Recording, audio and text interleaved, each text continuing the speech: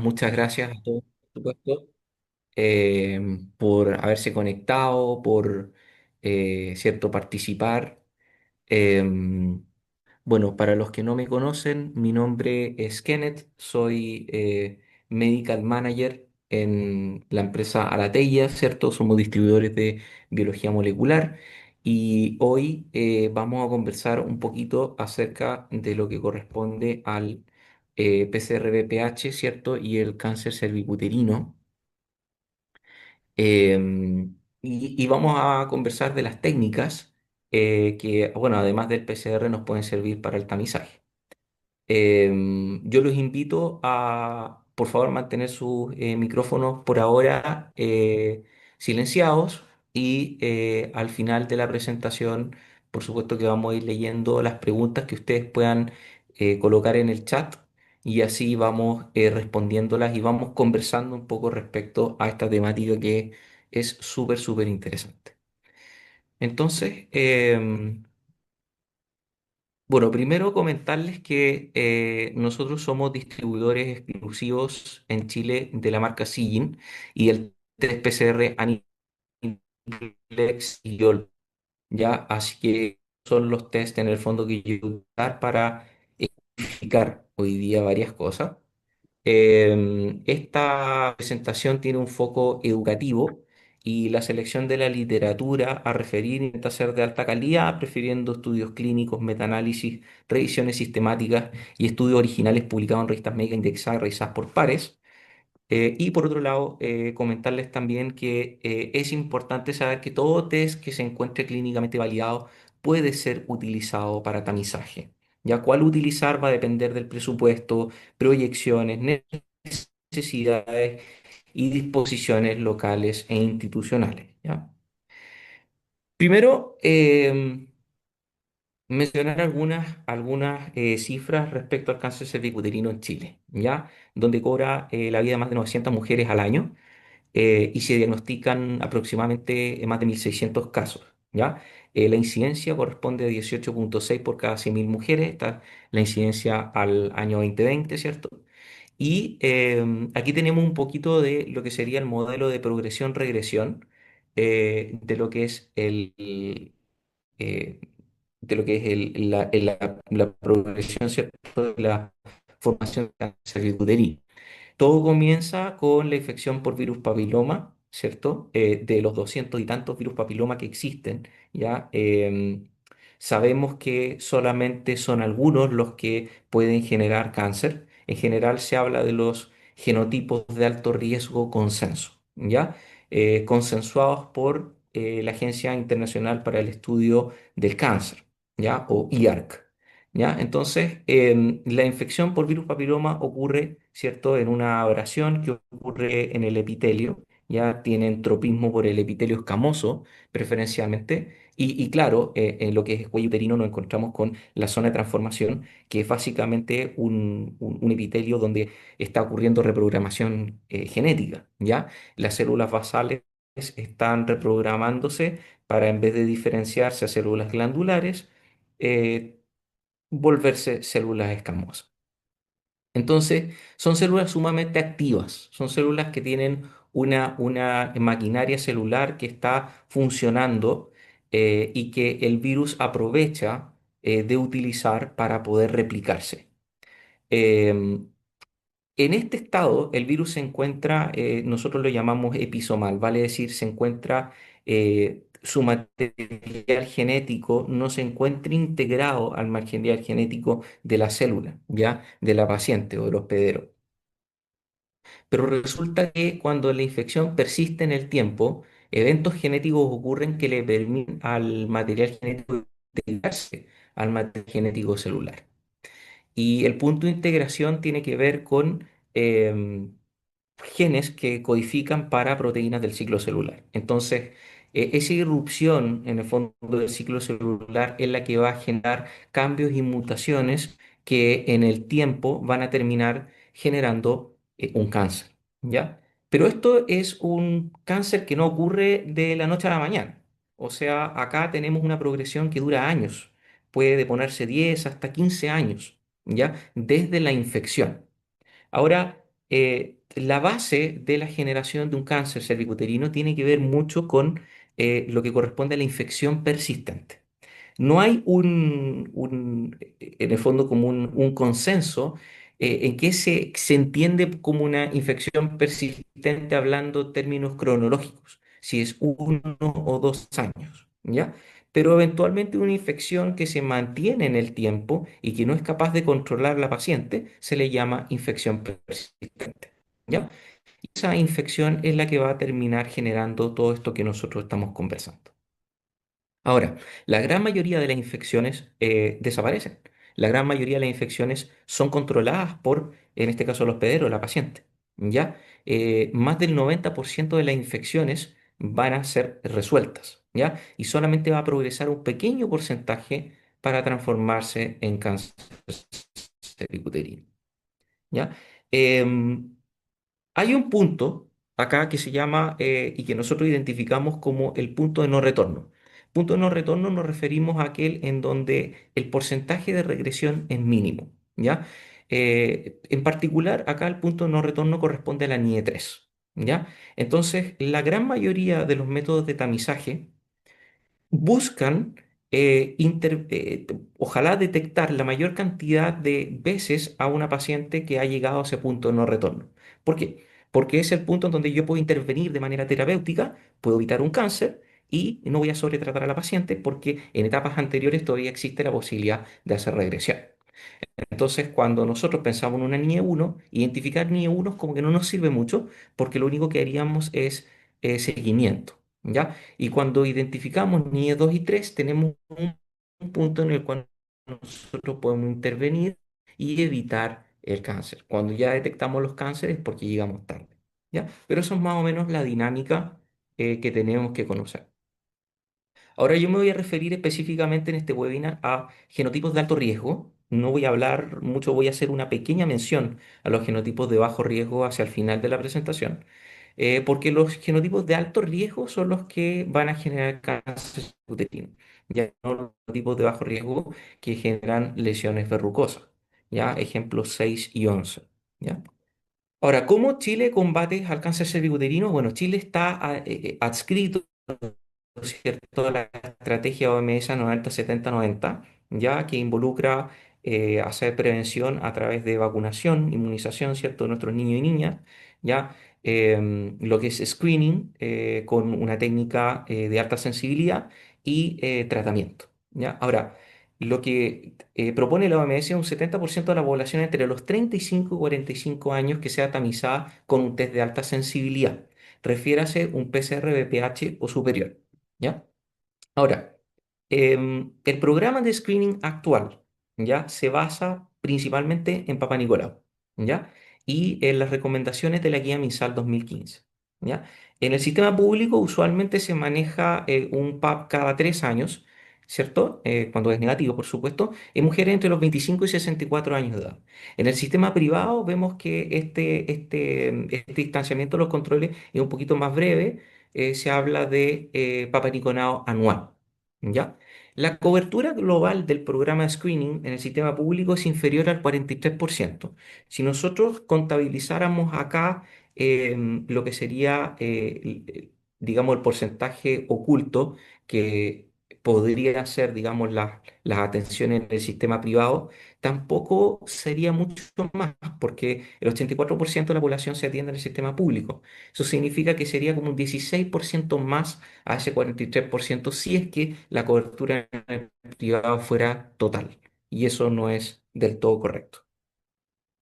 Ahora, quizás el punto aquí más crítico es que una de cada 3 mujeres diagnosticadas con cáncer cervicuterino tenían su PAP normal.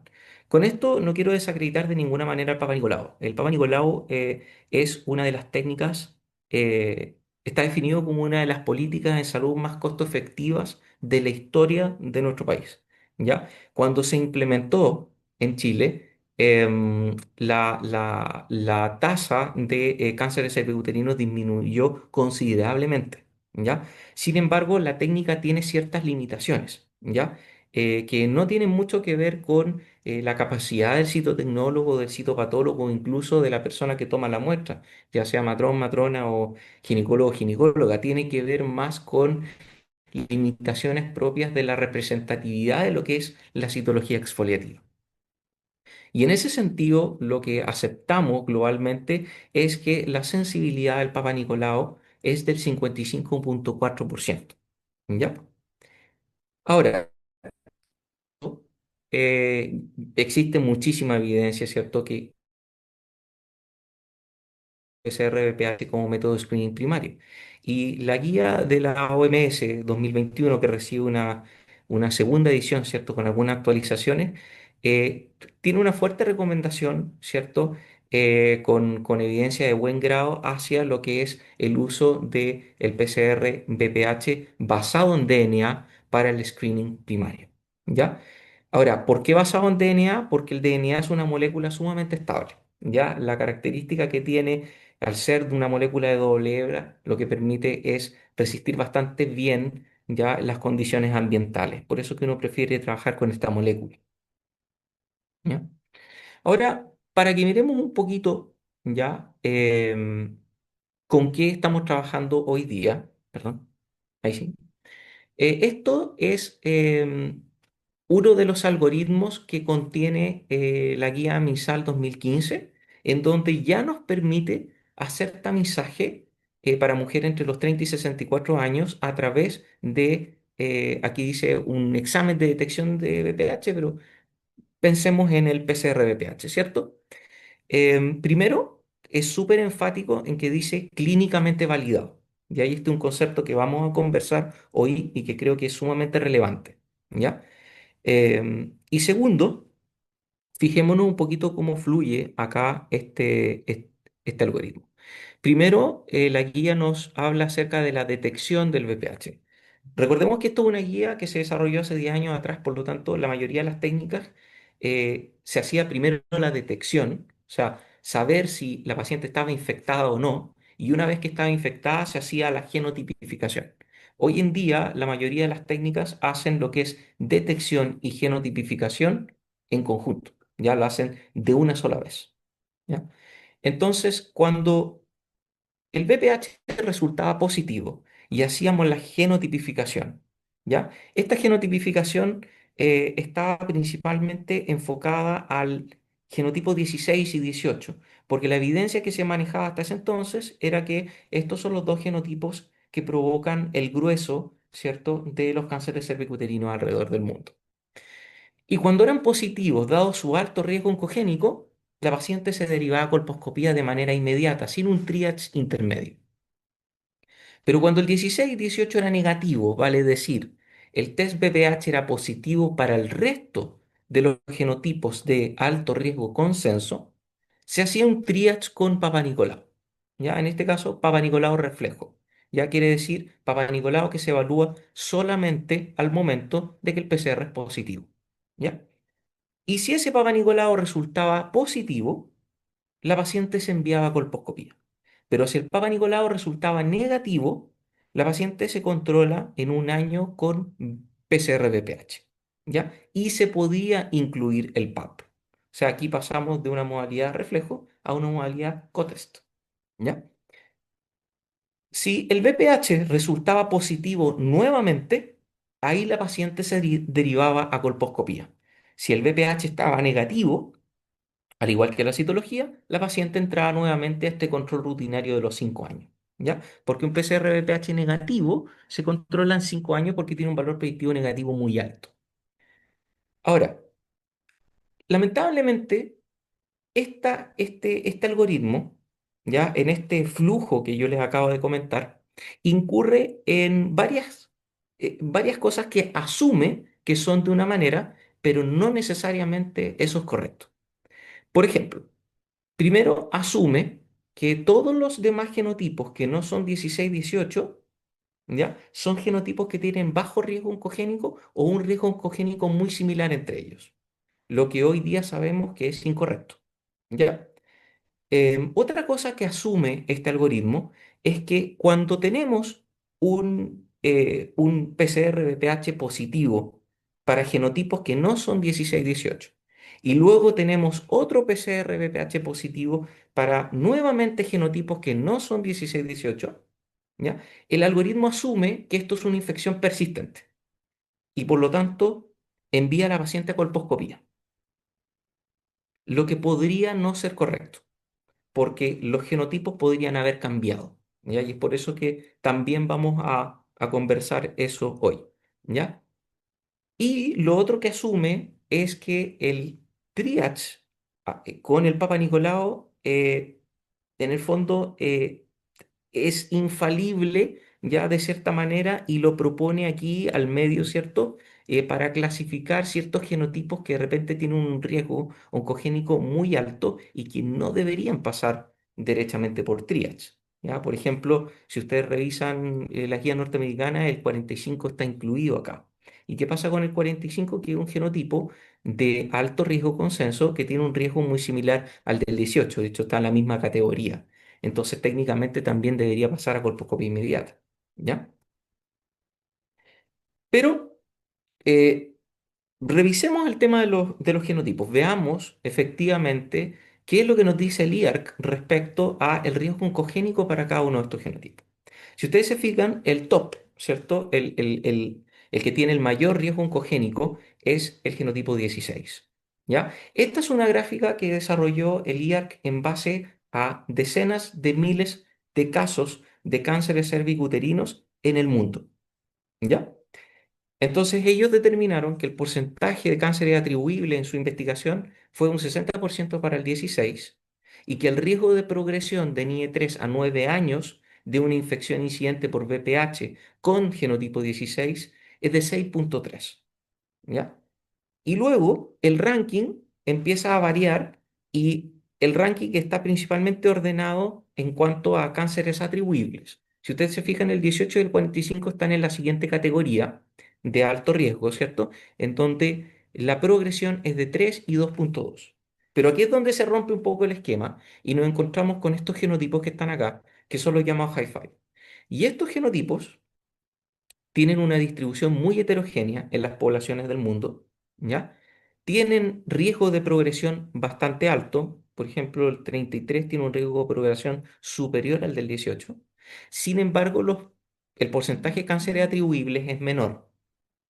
El tema es que esto es un promedio, ¿ya? Entonces, el IARC hace énfasis en que el 33 tiene ese porcentaje atribuible, o 31, o los que están acá, tienen ese porcentaje porque la distribución es heterogénea y por lo tanto la desviación estándar entre un resultado y otro es muy amplia. En otras palabras, en Chile, por ejemplo, el porcentaje de cánceres atribuibles por 33 podría ser mayor al del 45, por lo tanto nuestro ranking sería un poco diferente, ¿ya? Entonces debemos entender este ranking como una aproximación global en donde se hace una especie de promedio, pero esto que está acá, esta categoría verde, es variable, ¿ya? Y ahí es donde tenemos que poner ojo. Estos son universalmente altos, 16, 18, 45. Y esta categoría celeste que está acá, que dice menor riesgo ahí al lado, es universalmente, como lo dice bien ahí la tabla, de menor riesgo. Se reconoce que estos genotipos provocan muy poco o casi ningún cáncer cervicuterino. De hecho, si ustedes se fijan acá en la tabla, hay 13 genotipos. Normalmente los kits de PCR, para los que estén familiarizados, ¿cierto? Detectan 14 genotipos de alto riesgo. ¿Ya? Hoy en día son 13 genotipos de alto riesgo consenso y el 66 se elimina de esta tabla y el 68 está en vías de eliminación. Porque cuando tú evalúas la estadística te das cuenta de que se necesitan muchos millones de casos positivos de 68 para poder llegar a detectar un cáncer cervicuterino provocado por este genotipo, ¿ya? Entonces, conociendo los riesgos oncogénicos, ¿ya? De IARC, es en donde entramos a explorar algunas guías clínicas que ocupan lo que es la evaluación basada en riesgo oncogénico para hacer el manejo de pacientes. Y una de las más importantes, a mi juicio, es la HCP 2019. Tiene su base en el 2019, donde incorpora este concepto de evaluar a las pacientes en base a su propio riesgo oncogénico. Y el riesgo oncogénico no se calcula en base a un resultado positivo o negativo de un test en particular, ¿ya? O de un par de tests en particular, sino que considera varios aspectos. Por ejemplo, antecedentes mórbidos de la paciente. Si la paciente es fumadora, si tenía antecedentes de ascus, de ASCH, si es que había sido conizada en algún momento, si la paciente utiliza un dispositivo intrauterino o no. Todas esas, cómo está su microbioma vaginal, ¿ya? Todos esos antecedentes pueden ayudar a determinar el riesgo y definir el efecto que puede tener un genotipo en una paciente versus otra.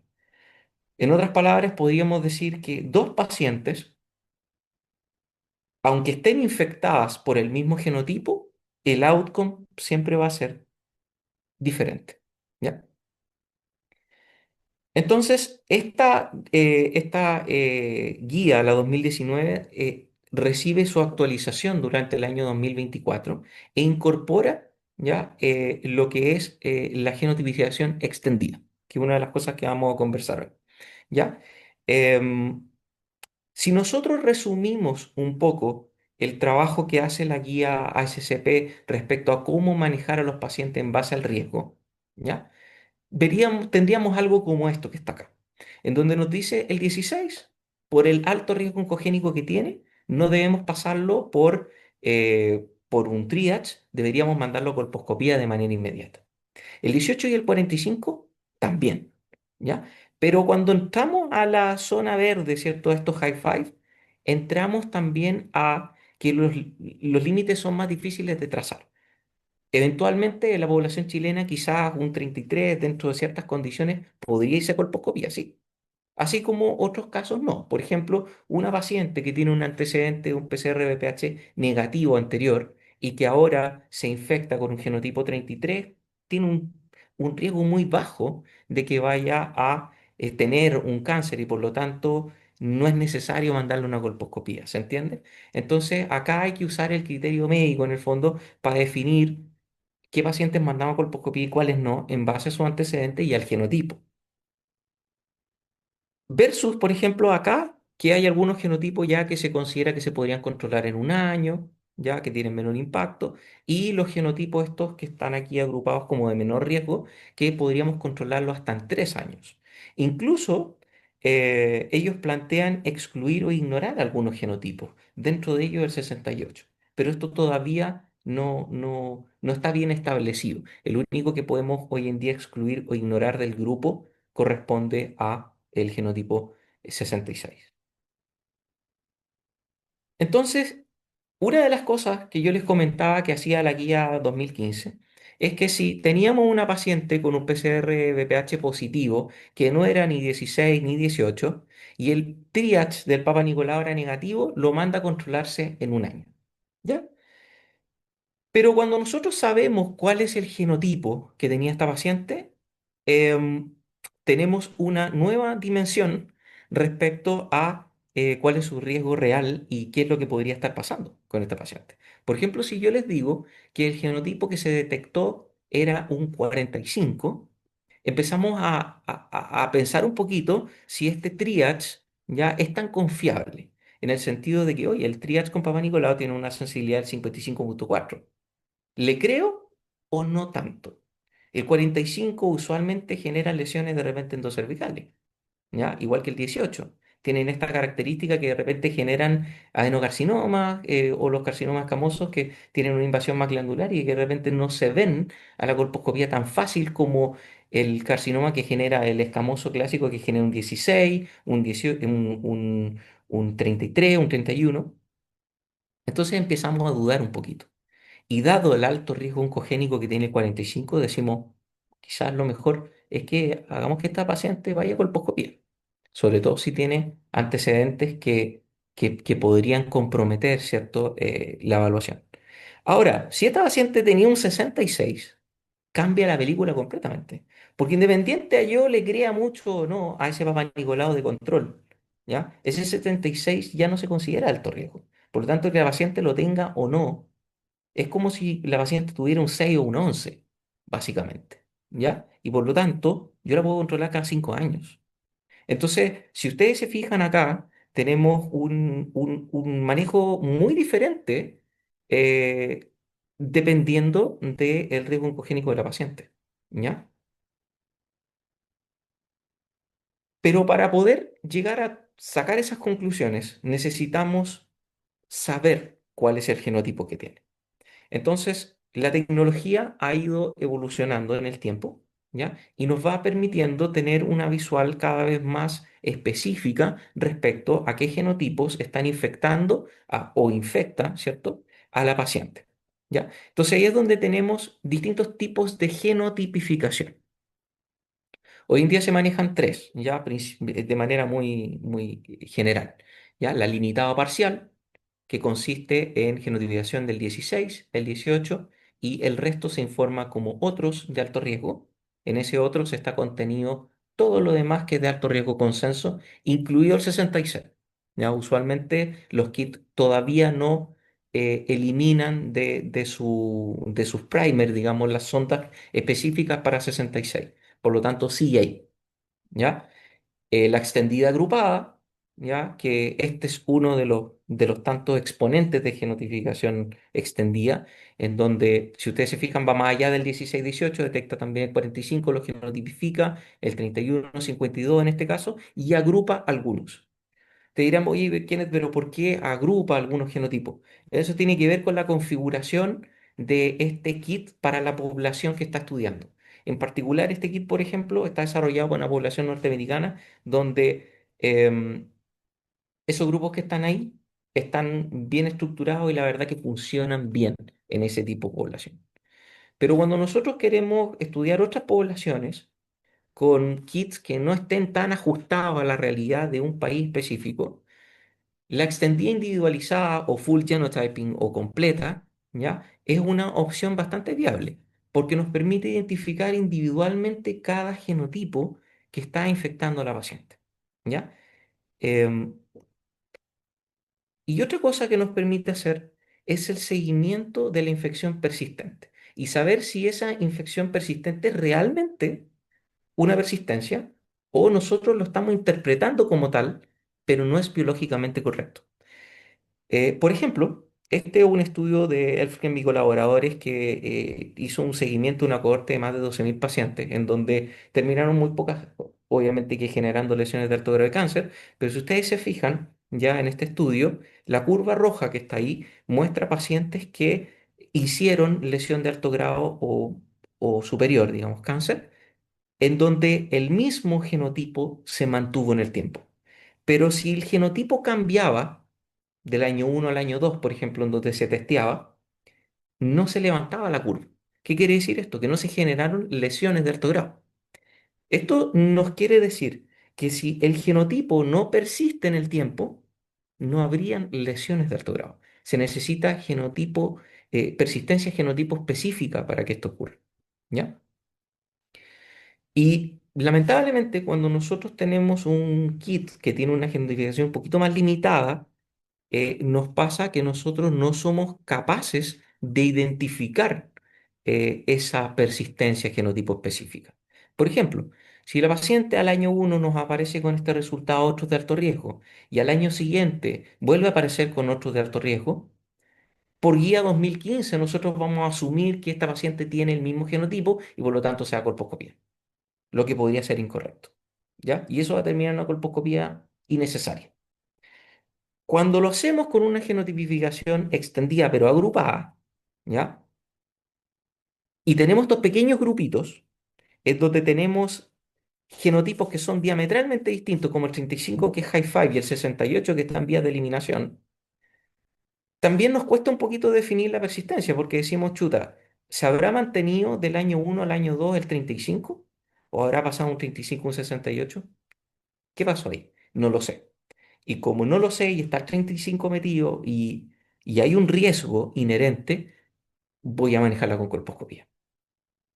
Pero cuando yo sé que partió con un 39 y terminó con un 68, yo voy a seguir a esa paciente, ¿ya? Yo no voy a mandar la colposcopía, porque yo sé que al haber un type switch, ¿cierto? Al haber un cambio de genotipo, como nos mostraba el trabajo anterior, ¿ya?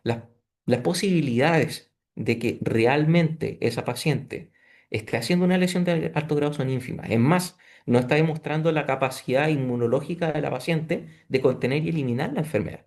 ¿Ya? Recuerden que eh, de fondo, el problema del VPH tiene una parte inmunológica súper importante, porque no solamente son los factores de virulencia del genotipo en sí los que determinan la infección, sino que tenemos determinantes como la microbiota vaginal, determinantes como la salud general de la paciente, pero en general, como les digo, tenemos una cuestión inmunológica también, en donde hay pacientes que tienen capacidad de contener la enfermedad y otras que no. Y son esas pacientes que no tienen esa capacidad las que lamentablemente permiten la persistencia del virus y las que van a terminar con ese cáncer. ¿Ya? Entonces, otra cosa que uno puede hacer con el PCR-VPH en general, ¿ya? Es que a través de esta técnica yo puedo evaluar atipías, ¿ya? Em, Hay un resultado, ¿cierto?, que ustedes conocen que son células epiteliales o células escamosas típicas de significado incierto, que corresponde a los ASCUS y los ASCACH. Yo me debo centrar en los ASCUS porque el riesgo asociado a las ASCACH es mayor, pero también se puede utilizar un PCR BPH para determinar qué tan acertada es la evaluación morfológica de ese ASCUS. Recuerden que los ASCUS están dentro del espectro de esto puede ser inflamatorio, asociado a una cándida, una tricomona, lo que sea, o esto podría ser neoplásico. Entonces, esas atipías en general se siguen. Un ASCUS positivo, ok, vamos a repetirlo en 3 meses, 6 meses, vamos a esperar que la paciente reepitelice y vamos a ver si los cambios se mantienen. Si los cambios se mantienen, voy a mandar la colposcopía. Eso es lo que se hace normalmente. Y el ASCACH se manda inmediatamente a colposcopía, ¿ya? Sin embargo, yo podría evaluar con un PCR a esa paciente y decir, ok, tiene un ASCUS, pero su PCR es negativo. Eso quiere decir que lo más probable es que las atipías morfológicas que vio el citotecnólogo y el citopatólogo eran producidas por inflamación. ¿Ya?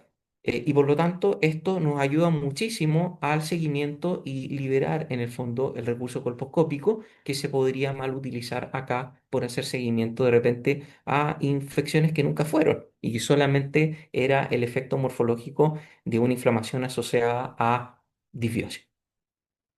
Ahora, cuando hablamos de la incorporación del PCR-BPH, otro gran impacto que se genera en la unidad de patología cervical es el uso de lo que se llama el test de cura, ¿ya? Que es seguimiento post-cono, post-tratamiento. Entonces, la guía a nosotros nos recomienda, ¿cierto?, seguir con colposcopía, ¿ya? En particular con 3 colposcopías acompañadas con Papa Nicolau durante un año. Pero guías como la sueca, la guía de Dinamarca, ¿cierto? La misma HCP nos da la posibilidad de trabajar con el test de cura que lo que hace en el fondo es decir, mira, a los 6 meses o al año, recomendado principalmente al año, ¿ya? Post tratamiento puedes evaluar a la paciente con un PCR. Si ese PCR está negativo, puedes dar de alta, entre comillas, a la paciente. Y digo entre comillas porque esta es una paciente que siempre va a tener un riesgo aumentado de desarrollar cáncer cervicuterino, ¿ya? Y por lo tanto tienes que hacerle un seguimiento más acucioso. En general se recomienda seguir cada 3 años en vez de meterla cada 5 años, por los próximos 25 años. Puedes hacer eso, ¿ya? Y de esa manera te ahorras esas colposcopías de control, ¿ya? Y si es positivo, recién ahí yo mando a la paciente a colposcopía. Ese es el concepto de test de cura. Y tiene un impacto inmediato en la UPC porque inmediatamente eso baja muchas colposcopías que podrían ser eventualmente innecesarias.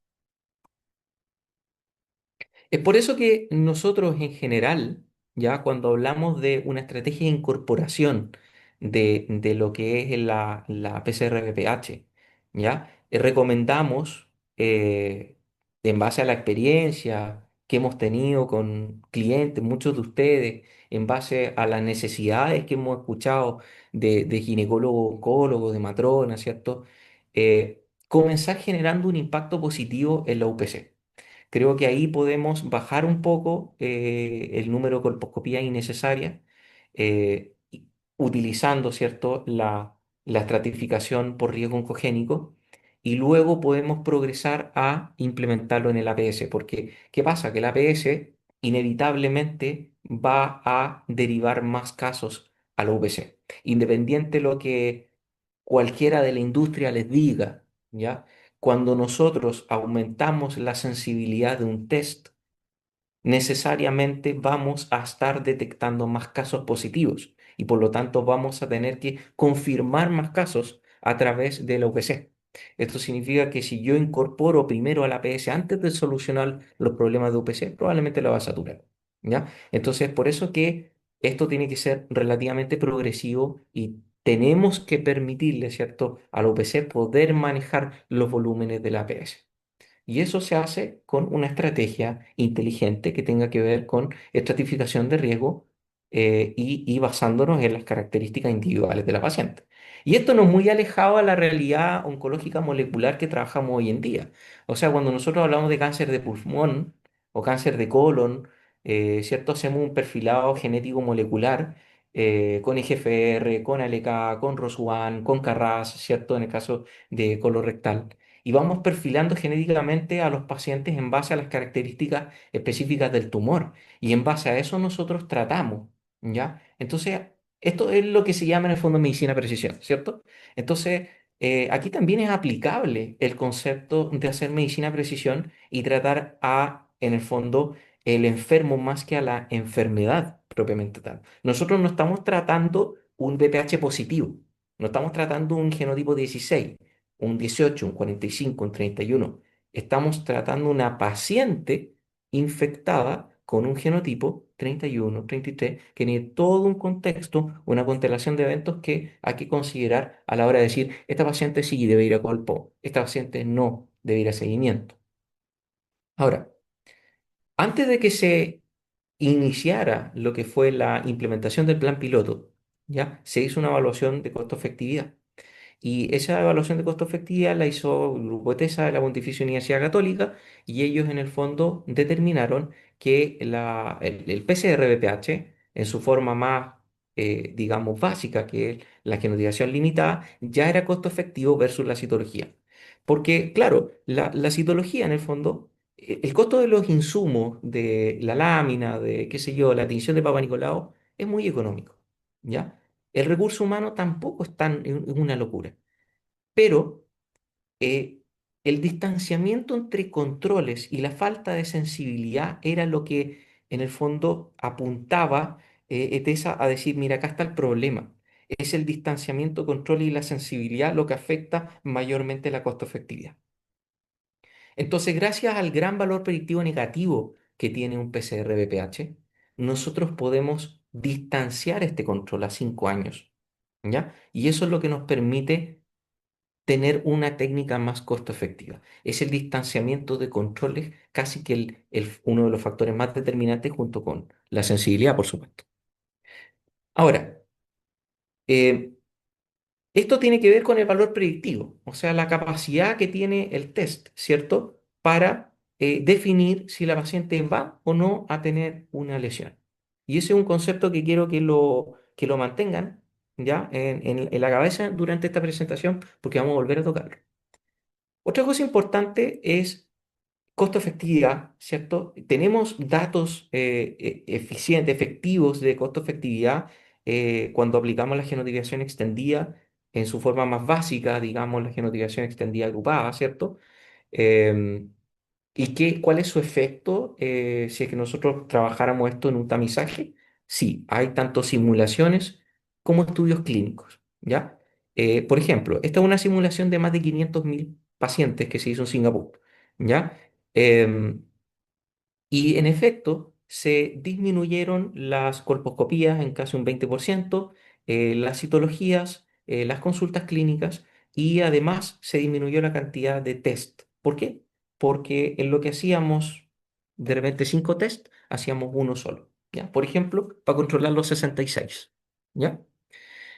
Y cuando dice PGT, acá se refiere a Partial Genotyping, ¿ya? Entonces, cuando se comparaba la Extended Genotyping a PGT, que corresponde al Partial Genotyping, ¿ya? nos habla de que es costo efectivo. Pero llevémoslo al mundo real, o sea, algún clinical trial, ¿cierto? Uno de los importantes es el OnClarity Trial, que desarrolla Becton Dickinson en este caso, con su OnClarity, su test, ¿ya? El cual está desarrollado por Mark Stoller. Mark Stoller es el autor que también desarrolla los trabajos para empresas de la competencia de Becton, como Roche, Hologic, etcétera. ¿Ya? Entonces, podríamos decir que de buena fe que estos son estudios estadísticos bastante robustos, en donde se utilizaron, se siguió una corte de más de 29.000 pacientes, ¿ya? Y se demostró que la genotipación extendida sola, ¿ya? En este caso de OnClarity, o sea, extendida agrupada, ¿ya? Sin utilizar citología, solamente evaluando el riesgo oncogénico en base al genotipo por genotipiación extendida era equivalente a trabajar, ¿ya? O tan costo efectivo como trabajar implementando una genotipiación limitada y sumándole técnicas auxiliares como una tinción dual. Incluso se destacaba que el valor predictivo que tiene el utilizar la genotipación extendida en teoría la vuelve más costo efectiva. Y además tenemos el concepto de versatilidad, o sea, la versatilidad en el manejo, que no es tan estricto porque no es basado en resultados, sino que es basado en el contexto real al cual se está enfrentando el clínico con la paciente. Ahora, imaginemos que en este mismo escenario nosotros comparamos ahora la genotipificación completa, que no tiene las limitaciones de la extendida agrupada, versus las otras técnicas. La lógica, por supuesto, que apoya a que la costo-efectividad mayor es aquella que tiene el full genotyping o la genotipiación completa, ¿ya? ¿Cuál es la realidad epidemiológica nacional? Difícil responder a esta pregunta, porque lamentablemente nosotros tenemos poca data epidemiológica. Si ustedes han revisado las publicaciones, em, se van a dar cuenta que es muy poquita la información. Tenemos algunos estudios, por ejemplo, este del cáncer epidemiology que se publicó este año, ya dirigido ahí por el doctor Bernal y Acuña, ya en donde se muestra que en Coquimbo, por ejemplo, prima el genotipo 16, el 31 y el 51, ¿ya? Estas son frecuencias. Vale decir, acá nosotros estamos evaluando cuántas veces se repite el genotipo. ¿Ya?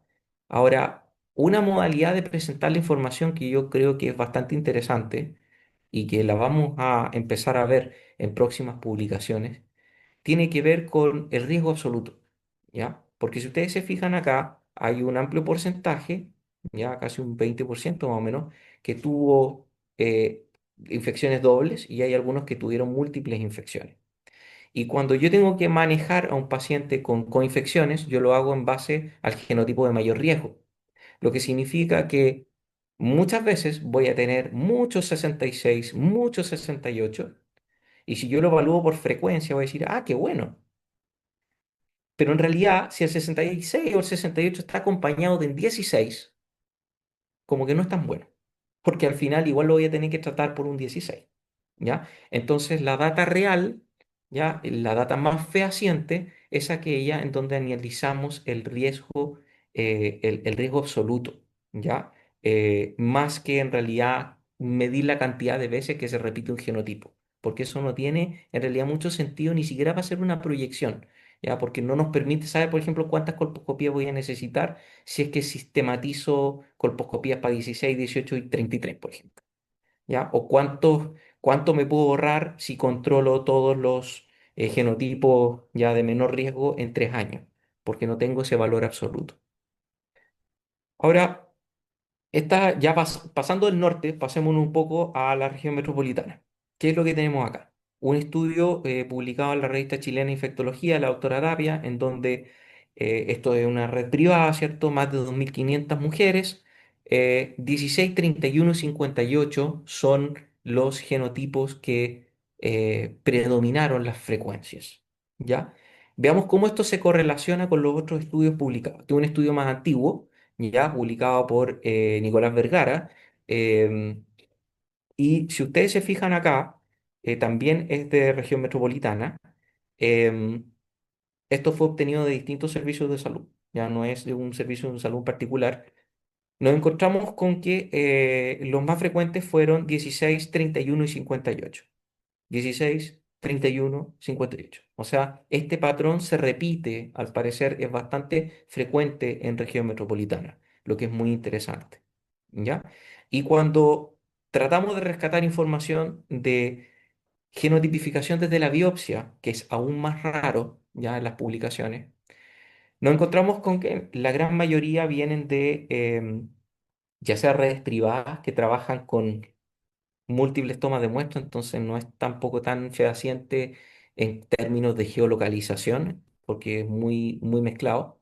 Y cuando es algo más local, por ejemplo, tenemos este estudio acá del sur de Chile, ¿ya? En donde, si ustedes se fijan, el genotipo que más presente estaba en las lesiones era el 33, seguido del 16, luego el 52, 31. Pero se fijan un poco que hay un patrón aquí. Está el 16, está el 31, ya en este caso el 18 no, el 58, perdón, no estaba. ¿Ya? Entonces, tenemos que cruzar la data de la frecuencia, del riesgo absoluto y también de los genotipos que aparecen desde las lesiones para que nosotros podamos tener una imagen clara de cuáles son los genotipos que nos provocan más problemas en nuestro país. Pero faltan datos. Y por eso yo los invito a construir epidemiología. Si nosotros no testeamos con genotipificación, no vamos a conocer nunca estos datos, ¿ya?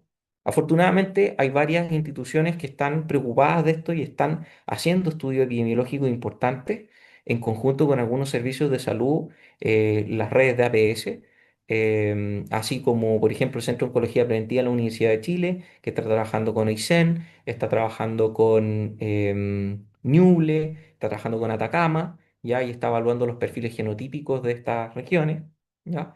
Les comento que son diferentes, ¿ya? O sea, los datos preliminares ya no muestran diferencias importantes.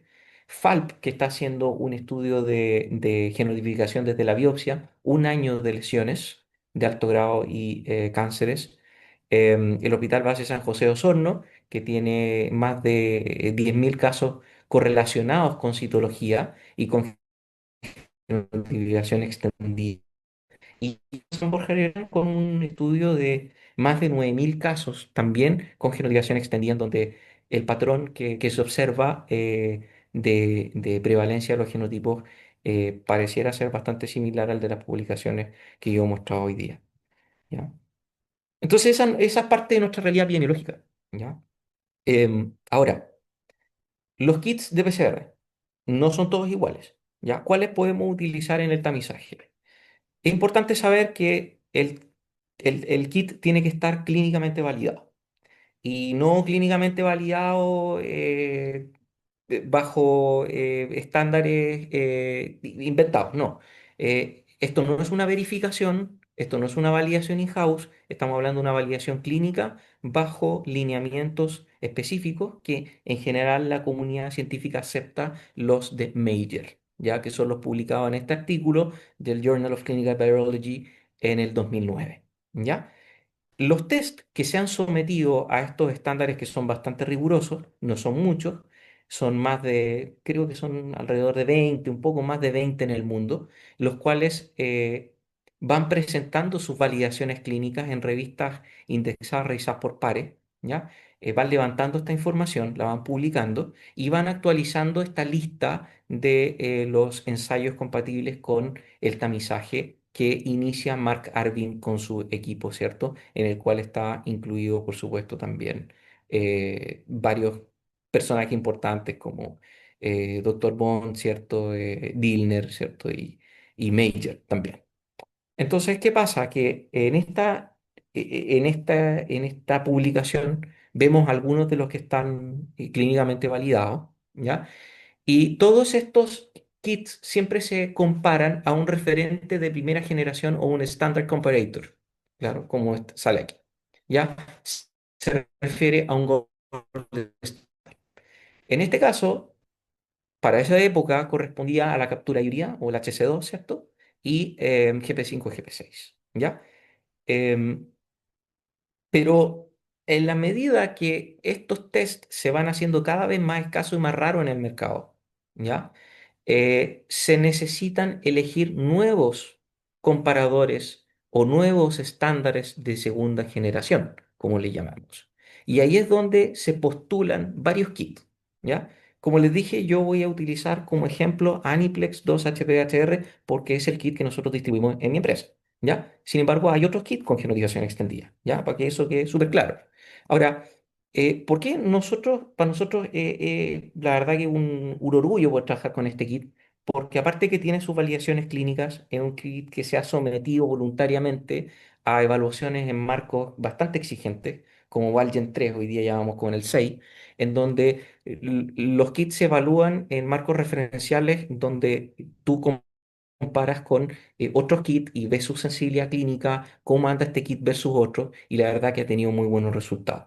Y ha sido elegido uno de los kits nuevos comparadores de segunda generación o Gold Standard, ¿cierto? Reemplazando lo que es la captura híbrida y lo que es GP5.6. Entonces, hoy en día son cuatro los nuevos Gold Standard. Uno que fue propuesto no superó las pruebas, digamos, y esto se publicó el año pasado, el 14 de agosto de 2024, ¿ya?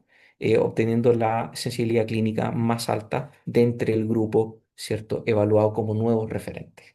Vale decir, todos estos kits están clínicamente validados y pueden ser utilizados en un screening, ¿ya? Ahora, muchas veces a mí me han preguntado, Kenneth, ¿por qué en un kit yo detecto un 16, un 18 y en otro no? Si está malo, es malo el kit, ¿qué pasa? Bueno, es una de las posibilidades que sea malo, pero también está la posibilidad de que los kits que tú estés comparando tengan características de sensibilidad clínica y analítica diferentes. La sensibilidad clínica es aquella que me permite a mí detectar resultados clínicamente relevantes. O sea, apunta a buscar la mayor cantidad, en este caso, de lesiones de alto grado o superior para yo poder intervenirlas y mandar la menor cantidad posible de casos positivos para genotipos de alto riesgo, como 16, 18, 45, etcétera, a colposcopía y que esas colposcopías resulten negativas. ¿Ya? Cuando yo me quiero asegurar de que tengo un kit que me permite hacer eso, me voy a la sensibilidad clínica. Y en general la validación clínica se trata de eso, de cuando los kits ajustan el límite de detección para poder orientarlo a que tenga la mejor sensibilidad clínica posible. Ahora, un kit que detecta hasta la última traza del analito, o sea, hasta la menor copia, ¿cierto? La menor cantidad de copias em, que existan en una muestra, estamos hablando de un kit que tiene una alta sensibilidad analítica, ¿ya? Y eso tiene otras utilidades, pero en el tamizaje no tiene mucha utilidad, porque nos va a sacar muchos resultados positivos que no tienen un significado clínico. ¿Ya? Entonces eso es súper importante y cuando nosotros queremos hacer comparativas, ¿quién tiene la última palabra entre si el kit A o B es mejor uno que el otro? Es la biopsia y no hay otra opción, ¿ya? Por eso es que las validaciones clínicas se hacen en contra de la biopsia. No solamente de la colposcopía, no de la citología, porque la citología es una aproximación diagnóstica, sino que contra la biopsia, porque la biopsia es el gold standard, ¿ya? Entonces, para que ustedes tengan esa referencia y por eso, en realidad, existen diferencias entre un kit y otro. Por eso test clínicamente validado. Así ustedes se ahorran todo esto de estar averiguando si ha pasado esto, si no, si se hizo esta validación. Validación clínica asegura que el fabricante tuvo que responder a una sensibilidad clínica que permita, en el fondo, hacer una buena evaluación. Ahora, ¿cómo podríamos proceder a implementar la genotipación extendida en Chile? Bueno, en la revista chilena de obstetricia y ginecología se publica este artículo que es Recomendaciones para la implementación en Chile de la genotipiación extendida, ¿ya?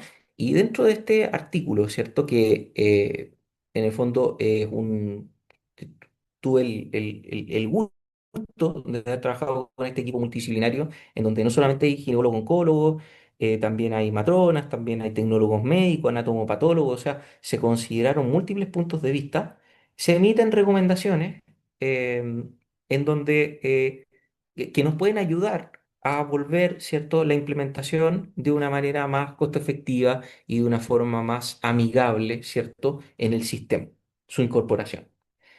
Em, este es un artículo que llamó harto la atención. La verdad que este trabajo fue solicitado presentarse como una charla en lo que fue Eurogin en su aniversario de los 30 años, ya uno de los congresos más importantes en Europa de EPH. Y ahí estuvo Chile, ¿cierto? Representado en este caso por la doctora Acuña, ¿ya? Que lideró esta iniciativa, ¿cierto? Y ella lo presenta y en esta propuesta se incluyen algunos algoritmos, ¿ya? En donde nos ayudan a evaluar según el genotipo cuál va a ser el manejo. Y también se proponen que están inspirados en guías clínicas que utilizan la genotipación extendida, que ya lo utilizan para hacer esta evaluación de riesgo. Por ejemplo, ahí les pongo una, ¿cierto? Que nos convió el doctor Bond, ¿cierto? Que está la guía de Dinamarca, ¿cierto? Y también propone lo que es un reporte educativo. Y esto es súper importante porque como nosotros reportamos a nuestros pacientes y a nuestros clínicos, el BPH no está estandarizado, no hay un sistema armonizado, ¿ya? Entonces, este reporte se propone que tenga tres secciones. La primera sección está dirigida a educar a la paciente, en donde se le indica que la infección por virus papiloma no es diagnóstico de cáncer, ¿ya? Muchas eh, hacen la relación inmediata entre VPH y cáncer. Esto provoca estados de ansiedad, lo que puede provocar una inmunosupresión y al final terminamos agravando un problema en vez de solucionarlo. ¿Ya? Entonces, entregar la información y educar creemos que es una de las mejores maneras y algo que sí o sí van a leer es su reporte. ¿Ya? Y en ese sentido también se entrega una ayuda al clínico, ya en esta sección que dice exclusivo de uso médico, en donde se le dan sugerencias de qué podría hacer según el genotipo.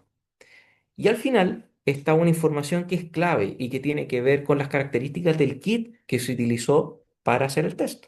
Si el kit está clínicamente validado, ¿cuál es el nombre del kit? ¿Ya? Que eso es necesario, o sea, por derecho del cliente, en el fondo, del paciente, ¿cierto? Uno debería, en el fondo, asegurar la calidad a través al menos de transparentar cuál es el kit que se está utilizando.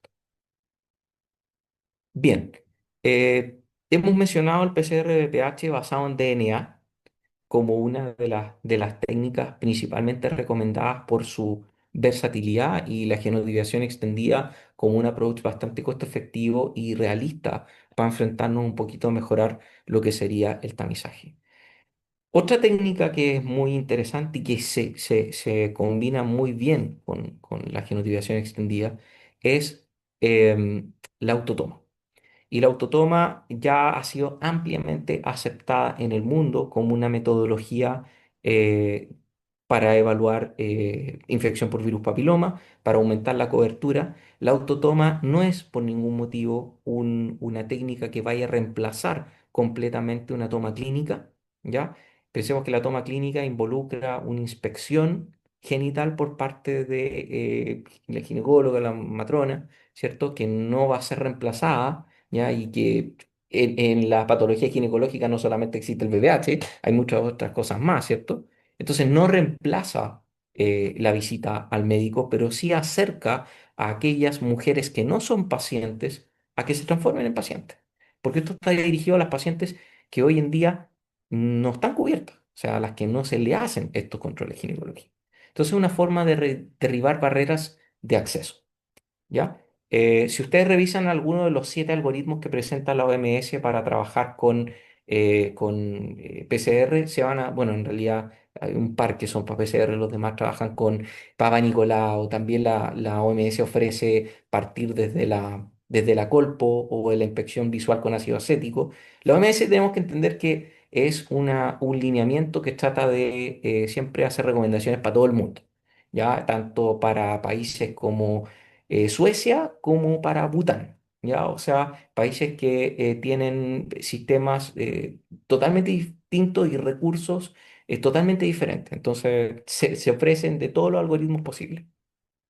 Y dentro de su algoritmo, la autotoma está aceptada como equivalente a una toma clínica. ¿Ya? Basta decirles que, bueno, ampliamente referido en publicaciones, en review, metaanálisis, ¿cierto? Eh, y bueno, yo aquí cito la autotoma Evalyn porque es la autotoma que nosotros hemos decidido trabajar, ¿ya? La autotoma Evalyn tiene la ventaja de ser de mantener la muestra muy estable, ¿ya? O sea, permite mantener una muestra estable de DNA, por supuesto, por 32 semanas a temperatura ambiente. O sea, estamos hablando de una muestra que puede andar dando vuelta 6 8 meses. ¿Ya? Y esto es súper útil en el contexto de un programa en donde sabemos que de repente las distancias son largas, sabemos que de repente las muestras pueden pasar más tiempo del que deseamos acumular, guardar en alguna parte o dando vueltas en la entrega. Entonces, en la realidad, trabajar con tiempos de estabilidad cortos no es lo ideal, ¿ya? Y por eso creemos que logísticamente este es un dispositivo que es bastante bueno, ¿ya? Pero existen otros dispositivos de autotoma más sencillos, hay varios, ¿ya? Este no es el único. Ahora, ojo que el autotoma con este tipo de dispositivo es vaginal, no es cervicuterino. Lo que quiere decir que yo no estoy exfoliando el cervix y por lo tanto yo no puedo hacer una citología a partir de un dispositivo autotoma vaginal. ¿Ya? Lo que inmediatamente me inhabilita para utilizar, por ejemplo, técnicas auxiliares como si yo dependo de la tinción dual, ya no puedo hacerla, ya en el fondo, o sea, ya me quedo corto con eso. ¿Ya? Y es ahí en donde yo encuentro que la genotización extendida tiene un valor agregado porque yo puedo sacarle el máximo provecho a la muestra que le tomé a esa paciente, ¿ya? Y puedo obtener mucha información y hacer mucho con esa muestra. Recordemos que esta es una paciente que puede entrar no querer tomarse la muestra. Pues es una paciente reticente, una paciente que le cueste, que no quiere por múltiples razones. Y ya a esta paciente va a ser difícil que yo le diga, oiga, ¿por qué no vuelve a tomarse un Papa Nicolau? Porque ahora necesito hacerle la citología. Oiga, ¿por qué no vuelve y le hacemos... O sea, de repente las posibilidades de volver a tomarle una muestra o hacerla ir ya tomarse una muestra, rompe un poco el efecto y el esfuerzo que estamos haciendo a través del autotoma. Entonces esto hay que mantenerlo simple, ¿ya? Como muestran los artículos gringos, ¿cierto? Keep it simple. Ya hay que hacerlo lo más simple y lo más accesible posible para que nosotros podamos capturar a esas pacientes que son, en el fondo, pacientes que rechazan un poco la toma o el mismo sistema. Eh, Hablamos de PCR de DNA. Existen PCR basados en RNA mensajero. ¿Ya? Como muchos de ustedes sabrán, eh, dentro, como les decía, en el ciclo celular, ¿ya? Algunas de las proteínas que se afectan, ya cuando se integra el genoma viral al genoma celular, son la proteína P53 y la proteína retinoblastoma, PRB, que son en el fondo proteínas que permiten reparar, ¿cierto? Fallas y son checkpoint en el fondo del ciclo celular. Entonces, protegen de fallas.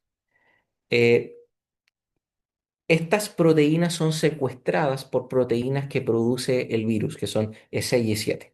Entonces, teóricamente, cuando yo trabajo en base a un RNA mensajero que codifica para E6 y E7, yo podría obtener mayor especificidad, porque está más relacionado con la oncogénesis que con solamente la infección. Sin embargo, en la práctica, ya no es tan así, porque prácticamente no hay diferencia en especificidad, ¿ya? Entre utilizar DNA y mRNA, ¿ya? Y si bien podemos ganar un poquito de especificidad, cuando ponemos en la balanza al trabajar con una molécula más lábil, ¿ya? Y que, por ejemplo, es menos sensible la autotoma, empezamos a comprometer cosas que de repente por un cero punto tanto por ciento, la verdad que no vale mucho la pena, ¿ya? Entonces, trabajar con una molécula más inestable en un sistema que logísticamente es bastante exigente, creo que no es la opción. Y ahí acogerse a la recomendación universal, ESGO, eh, OMS, ASCP, qué sé yo, ¿cierto? Creo del DNA es bastante adecuado. ¿Ya? Ahora hay otra técnica auxiliar que corresponde a la tinción dual. ¿Ya? La tinción dual eh, consiste en una inmunocitoquímica en la cual lo que yo hago es evaluar la expresión de dos marcadores. Un marcador nuclear que se llama Ki-67, que es un marcador de proliferación, y por otro lado tenemos un marcador que se llama P16, que es un subproducto de la infección por virus papiloma cuando afecta el ciclo celular. ¿Ya? Estos dos marcadores, cuando se expresan en una misma célula, ¿ya? Eh, Uno podría relacionarlos a displasia. ¿Ya? Aquí, por ejemplo, vemos una imagen en donde hay unas células que tienen una marcación roja en el núcleo y café en el citoplasma, ¿ya? Esa es una enzima que se llama fosfatasa alcalina, ¿cierto? Que genera un depósito cromogénico rojo y marca el Ki-67. Y otra enzima que funciona con diaminobencidina, que lo que hace es generar un depósito cromogénico café. Cuando esos dos se marcan, uno dice, ah, esto es positivo para tinción dual, ¿ya? Y usualmente se deriva la paciente a colposcopía cuando estas dos marcas resultan positivas. Ahora, esta técnica muchos la consideran morfológicamente agnóstica. ¿Qué quiere decir esto? Que yo no necesito revisar la relación núcleo-citoplasma, ni las características de la envoltura nuclear, ni de la cromatina, para definir que lo que estoy viendo es una lesión de alto grado o no. ¿Ya? Si ustedes quieren mi evaluación morfológica de lo que estamos viendo acá, es una lesión de alto grado, independiente que esté marcando o no esté marcando. Ya, yo creo que cualquier citólogo conectado acá va a reconocer eso como una lesión de alto grado por la relación núcleo-citoplasma y el amoldamiento de la célula. ¿Ya? Pero bueno, esta marcación, ¿ya? Esta marcación supuestamente nos simplificaría la selección, ¿cierto? De aquellos genotipos que no son 16-18 a través de este filtro. Básicamente, la tinción dual es una citología mejorada, ¿ya? Una citología que pasa de tener un 55,4% de sensibilidad, ¿ya? A un 70-80%. Y eso queda demostrado en el trial, ¿ya? Que maneja, en este caso, el Impact Trial, ¿ya? Que maneja una marca específica que se publica en el 2021 y también está hecha por Mark Stoller, el mismo que hizo la evaluación del Long Clarity Trial, ¿ya? Ahora, el Impact Trial, ¿ya? Si bien demuestra este aumento de la sensibilidad, ¿ya? Eh, Evalúa la técnica de la tinción dual en el setting en que está clínicamente validada y además se hace sobre una citología en base líquida, ¿ya? La citología en base líquida no está disponible en ninguna parte de la red de salud pública, ¿ya? La red de salud pública se trabaja con el Papa Nicolau convencional. La imagen de la izquierda es un Papa Nicolau convencional. Esto es lo clásico. Mucho neutrófilo, muchas células superpuestas, ¿ya? Y lo que está a la derecha es una citología en base líquida, que corresponde a una monocapa, en donde, claro, los anticuerpos contra P16, Ki-67 fluyen súper bien. La permeabilidad de las células es buena, pero la permeabilidad en la figura A no es la misma que en la figura B.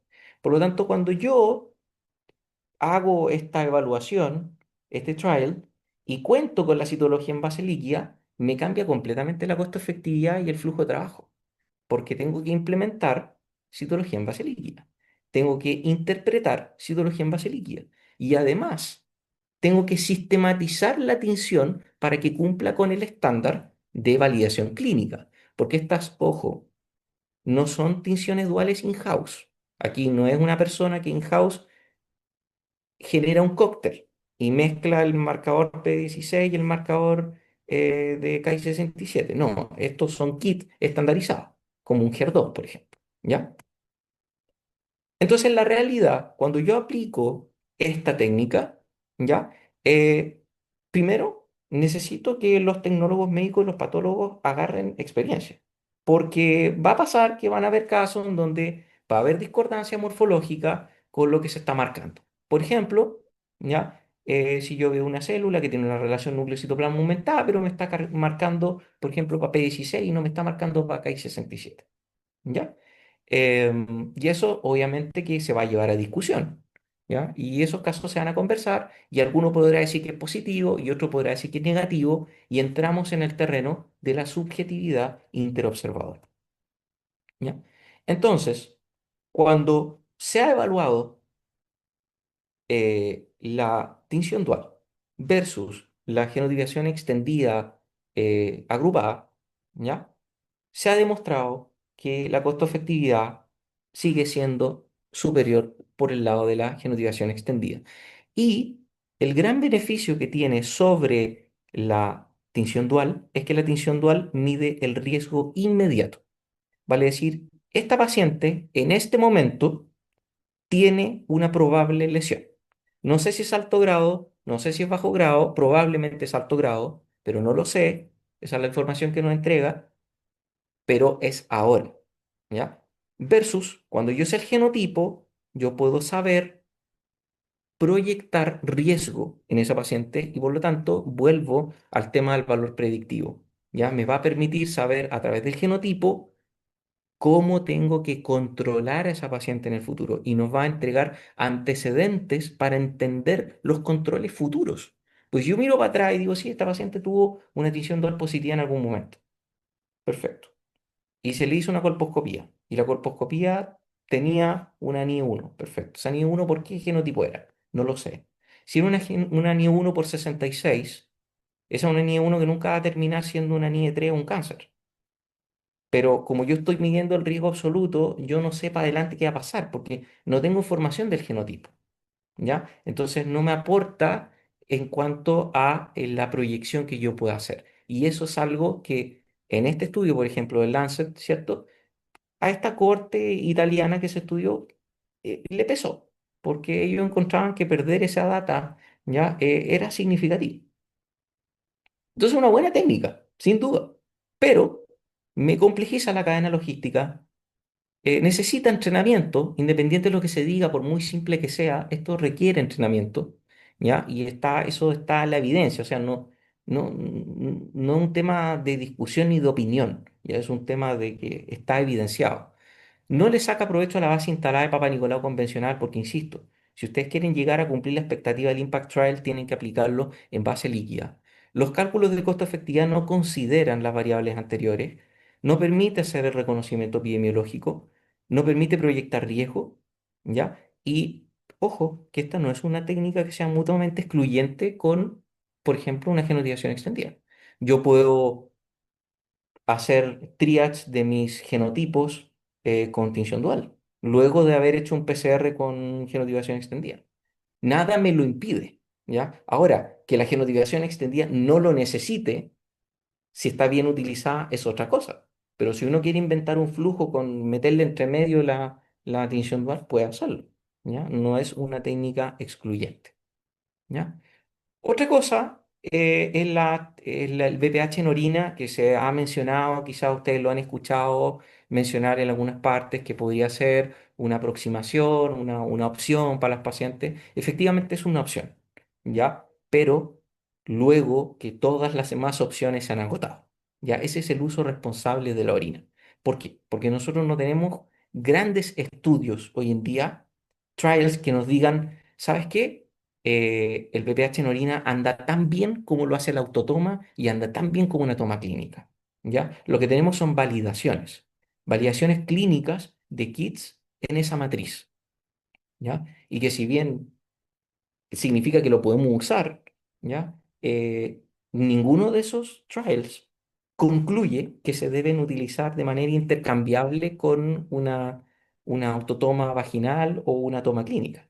Entonces, ¿cuándo nosotros podemos ofrecer un BPH en orina? Cuando la paciente es reticente a todo lo demás. ¿Y podemos ocupar un test clínicamente validado para cervix en orina? No. Tiene que ser una técnica clínicamente validada en esa matriz, ¿ya? Y usualmente, como el DNA viral está más diluido en una orina, necesitamos un test que tenga mayor sensibilidad analítica, ¿ya? Y ahí es donde podemos echar mano a test que sí nos sirve que detecten pequeñas trazas de este material genético circulante, ¿ya? Ahí, por ejemplo, está la opción de Olplex 28, que algunos de ustedes lo conocen, o ahí está el caso de Inolipa, ¿cierto? Fujirebio. Entonces, hay marcas que hacen esto y que tienen ya, en el fondo, validada esta matriz. Pero si la matriz no tiene validación, no la podemos usar. Eso es así, lamentablemente. ¿Ya? Ahora, muchos me preguntan de repente, Kenneth, ¿cuál es la importancia de hacer la detección de un BPH que no es de alto riesgo, en el fondo? O estos que de repente se mencionan que podrían ser de alto riesgo, que antiguamente eran de alto riesgo por el IARC. Bueno, el panorama cambia siempre que nosotros hagamos estudios en pacientes inmunocomprometidos. Yo creo que eso es fundamental saberlo. Cuando cambiamos los antecedentes de los pacientes, y ahí por eso que les digo es tan importante no solamente mirar los resultados y mirar como que estamos tratando un genotipo, estamos tratando una enfermedad, sino que estamos tratando un enfermo. O sea, el que yo te diga que el paciente inmunosuprimido inmediatamente tiene que hacerte cambiar el setting de yo ya a ese paciente no lo puedo controlar en 5 años. Tengo que acortar las brechas de seguimiento porque evoluciona más rápido una lesión en un paciente inmunosuprimido tiene más de 6 veces probabilidades de desarrollar un cáncer, incluso lesiones verrucosas como esta que ustedes ven ahí, ya que en un paciente inmunocompetente no habría pasado nada, quizás habría sido una pequeña verruga, en estos pacientes ya resultan ser unas lesiones monstruosas, ¿ya? Entonces, en esos casos sí, por supuesto que me sirve identificar genotipos de bajo riesgo, pero en pacientes digamos, de la gran población que no tienen esta condición, obviamente que un test clínicamente validado de la otra categoría, sin incluir los genotipos de bajo riesgo, funciona perfecto. Ahora, este paciente en particular es un case report que obtuve y bueno, este paciente su problema se solucionó con cirugía y después con vacuna terapéutica, que a propósito la vacunación es uno de los pirales fundamentales, ¿cierto?, de todo esto. Pero para que ustedes puedan visualizar un poco, en el fondo, de la importancia que tiene el trabajar con el test correcto en la situación correcta. Entonces, eso era lo que yo quería compartir hoy día con ustedes. Espero que les haya gustado. Les agradezco a todos la atención. Em, quedo abierto a responder las preguntas que, por supuesto, pueda responder. Si tienen preguntas, por favor, escríbanlas en el chat y las vamos leyendo y las vamos contestando. Muchas gracias.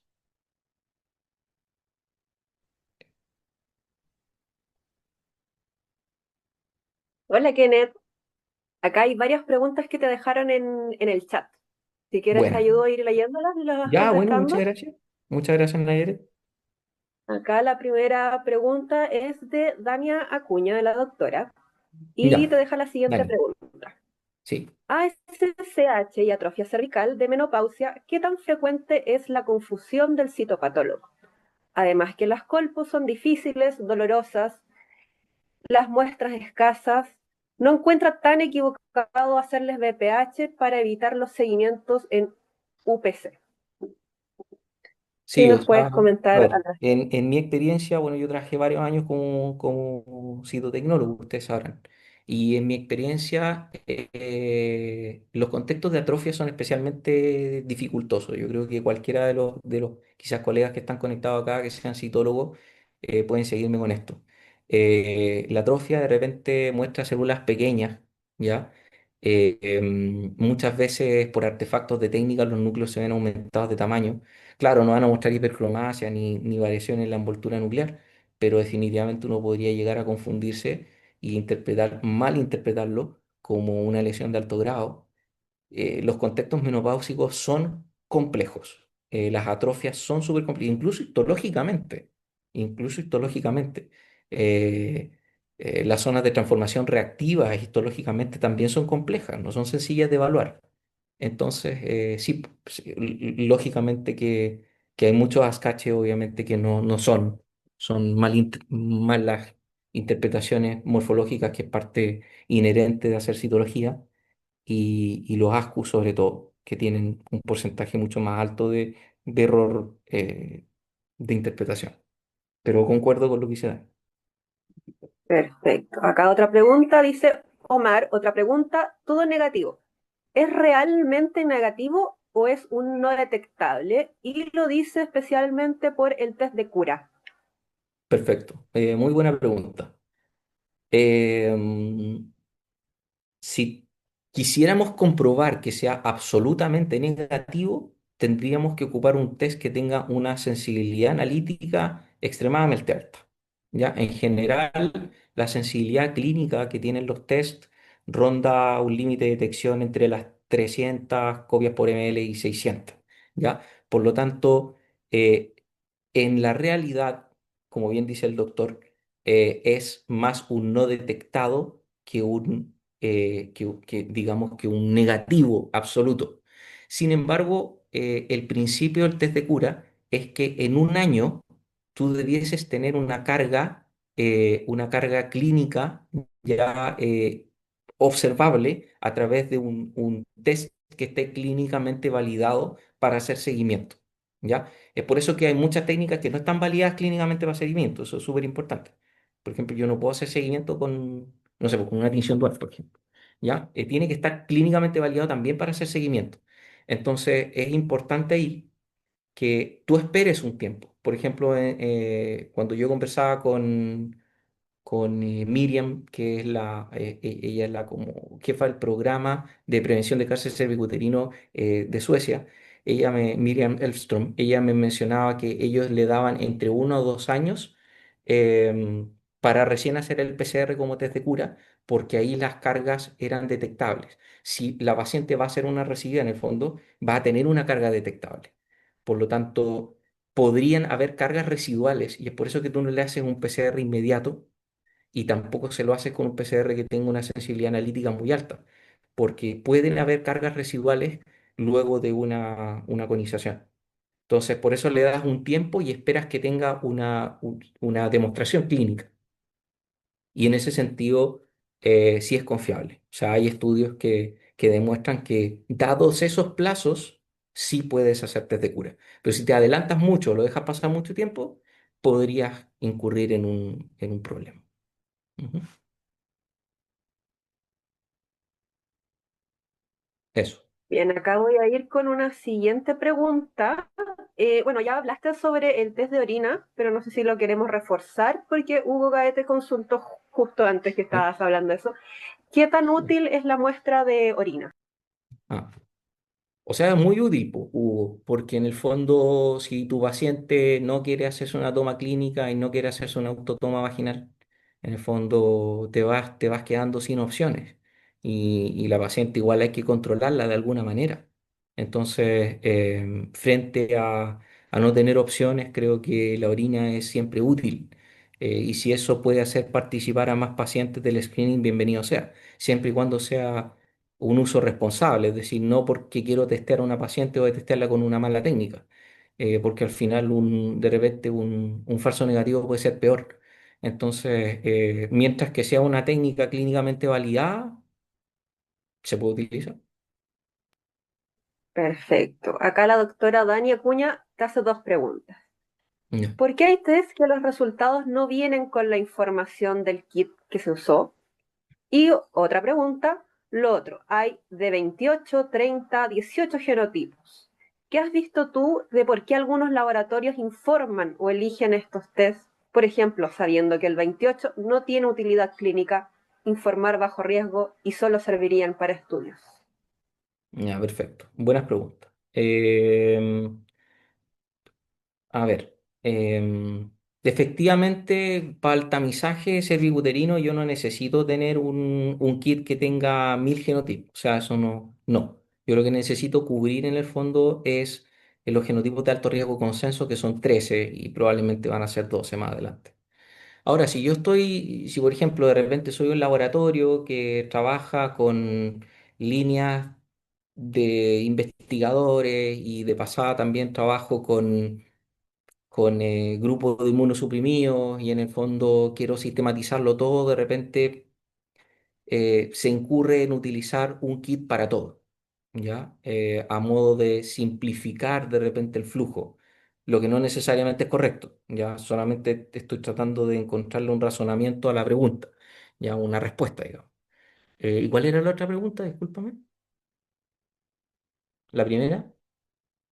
La primera era ¿No? por qué hay test que los resultados no vienen con la información del kit. Ah, ¿Qué es esto? porque ya, bueno, chuta, ahí es complicado porque técnicamente siempre deberían aparecer. Em, Voy a, de buena fe, voy a creer que su list no tiene incorporado en el fondo la bajada, digamos, ¿ya? Pero técnicamente siempre debería estar, o sea, siempre tú deberías, los exámenes de sangre, por ejemplo, tú ves con qué técnica se ha hecho, ¿ya? Y incluso viene, ¿cierto?, una firma, un responsable, entonces, técnicamente siempre debería aparecer, sobre todo el estatus de validación clínica, que no es lo mismo que un IVD, que no es lo mismo que un FDA, ¿ya? Eh, Aquí lo que pedimos es validación clínica, no hay que confundirse. El FDA es una certificación para la autoridad sanitaria de Estados Unidos, la CIVD es una autorización sanitaria para la autoridad europea, la validación clínica es universal, ¿ya? Eso, pero técnicamente deberían aparecer, Y bueno, y sobre todo cuando vamos adquiriendo más conocimiento, deseamos saber qué es lo que están efectivamente viendo. por Bueno, supuesto. habían muchos comentarios de que amaban la autotoma, así que estaban felices por ello. Y Ya, qué bueno, bueno. Danix Alfaro nos pregunta, ¿y el test en hombres? ¿Qué pasa con ello? Ese nombre. Ah, mira, como, ya, buena pregunta, buena pregunta. No te puedo decir, en el fondo, no te puedo decir, como esto es cáncer cervicuterino, no hablé de hombres, porque obviamente que hay una relación independiente a que el hombre no pueda padecer del cáncer cervicuterino, es de cierta manera un transmisor, ¿cierto? De la infección. Am, bueno, hay estudios en donde se han evaluado a las parejas. El hombre es complejo porque en el fondo hay líneas de pensamiento que te llevan también a apuntar a que el hombre podría reinfectar una paciente en el tiempo y por lo tanto consistentemente estar provocando una especie de infección persistente, ¿ya? Aportando cargas virales constantes.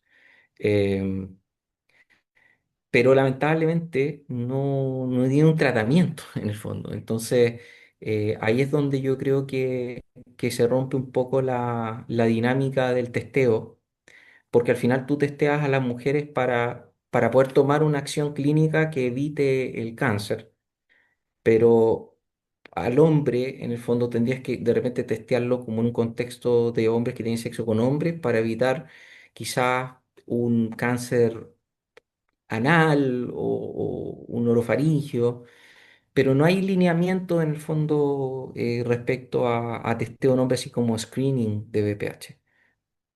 Claro, y en ese Ah, mismo contexto, bueno, te aprovecho de leer un comentario o algo que había hecho Matías Maidana, que justamente, bueno, pregunta si era recomendable incluir el testeo en hombres y si han implementado alguna experiencia relacionada, pero en lesiones por HPV en orofaringe, utilizando el hisopado de Aniplex HR. sí, o sea, hay experiencias publicadas de exfoliado con Aniplex en orofaringe, en general lesiones provocadas por virus papiloma y anda bastante bien, digamos. Pero como te digo, o sea, yo no conozco estudios grandes o quizá, yo no los conozco, no significa que no estén hechos, por favor. Y bueno, si alguien lo conoce, en el fondo algún tipo de estudio así, me gustaría saberlo. Pero así como de screening, digamos, en hombre. Quizá en casos particulares se puede utilizar, tanto para la parte orofaringea como para la parte anal, pero yo creo que no estaría de más, en el fondo, también evaluar BPH. El problema es que los recursos son limitados. Vivimos en un país y en una realidad en donde tenemos que destinar los recursos para aquello que es más costo efectivo y eficiente desde un punto de vista clínico. Entonces yo prefiero testear más mujeres que preventivamente de repente hombres que yo sé que tienen una probabilidad más baja de desarrollar algún tipo de lesión, ¿ya? Pero dados los recursos y si es posible, obviamente que se puede. ¿Mm? Bueno, Rosa Honoria nos pregunta cuáles eran los genotipos relacionados a epitelio glandular.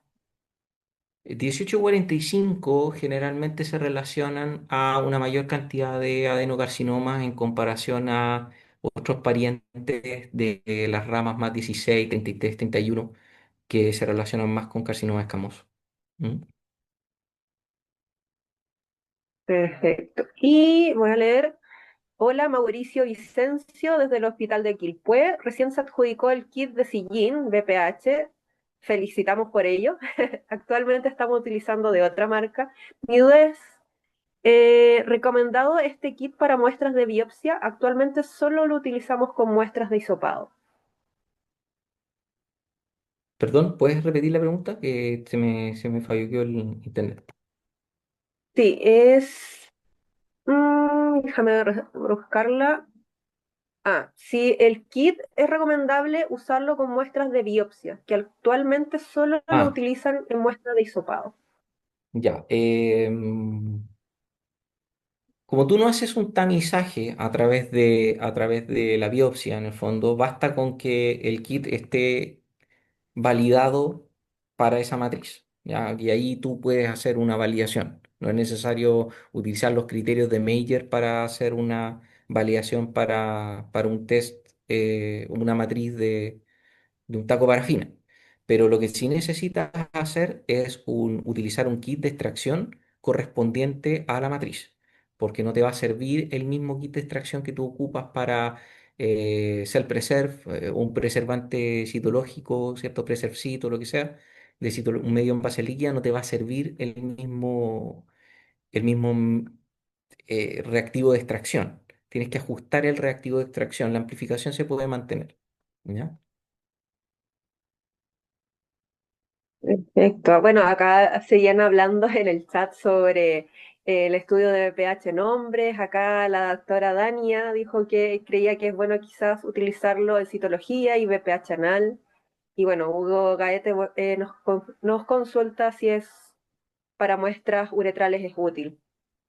O sea, es que depende, insisto, como la clínica, porque, eh, o sea, si tú tratas de establecer un screening con hisopado y vitral, vas a tener un rechazo absoluto. O sea, eh, uno de los principios del screening es que sea, en el fondo, una metodología muy asequible y que trate de derribar la mayor cantidad de barreras de acceso posible. En ese sentido, si yo, por ejemplo, inventara un screening en hombres que todavía no lo veo tan útil clínicamente, digamos, yo lo haría en orina, porque obviamente que ahí vas a tener mayor adhesión.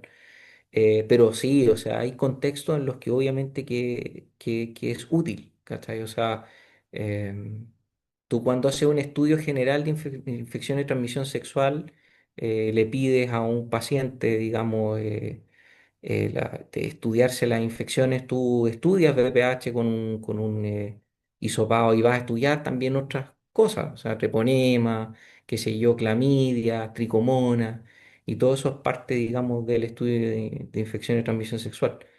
Pero, insisto, en patamizaje yo lo veo complejo. ¿Mm? Bueno, voy a hacer la última pregunta y bueno, primero voy a decir, nos mandan saludos desde Uruguay, así que muchas gracias Matías que nos estés conectando desde Uruguay.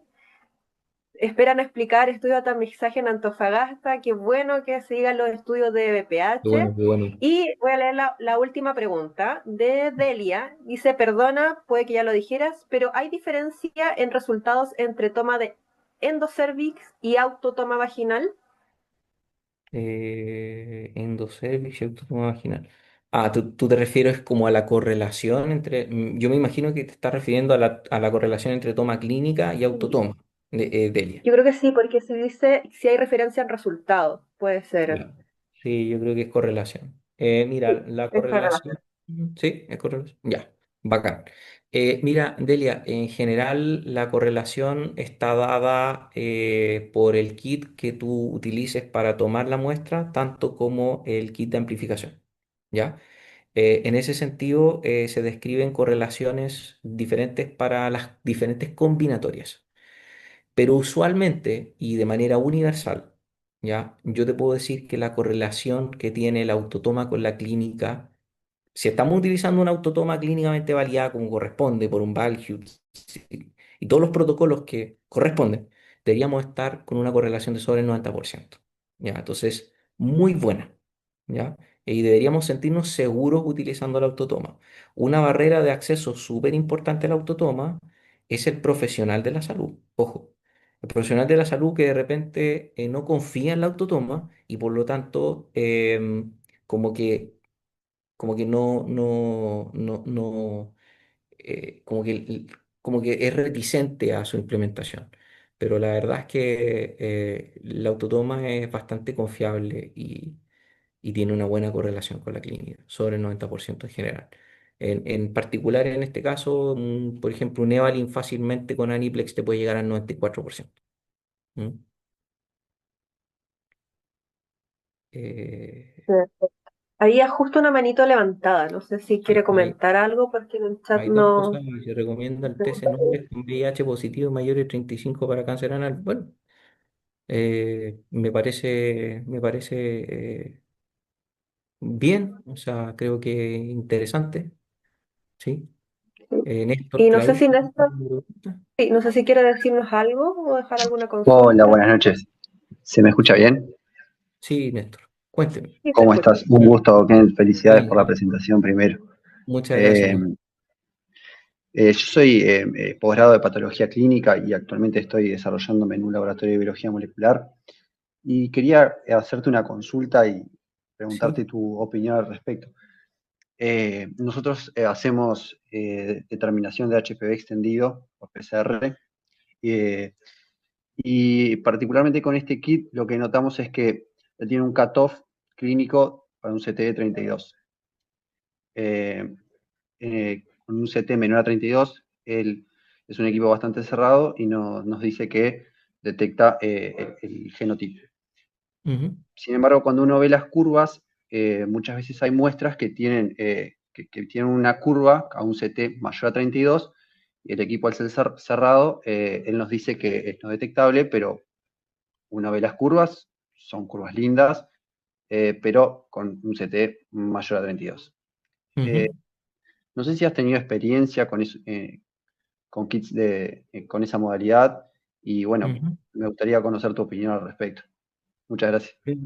Muy buena pregunta, Néstor, muchas gracias.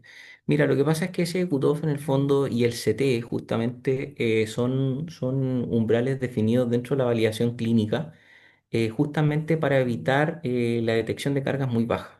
Entonces, en general, cuando tú tienes un CT demasiado alto, o sea, eh, estás esforzándote mucho en la amplificación, ¿ya? Incurrimos en varias cosas. Primero, en que la carga sea muy baja. Segundo, en que estés amplificando cualquier cosa, ¿ya? Entonces, ahí es donde entramos en el terreno de la inespecificidad de la técnica del PCR.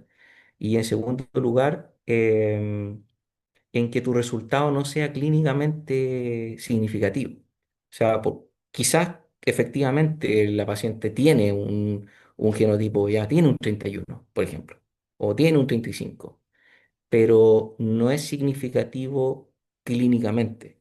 Ahora, recordemos que esto es estas validaciones clínicas son macro, ¿ya? O sea, tenemos que pensar en un programa amplio donde estamos evaluando una cohorte amplia de pacientes, en donde estamos buscando la costo efectividad para un programa de salud que intenta capturar la mayor cantidad de casos, pero que nunca va a capturar el 100% de casos.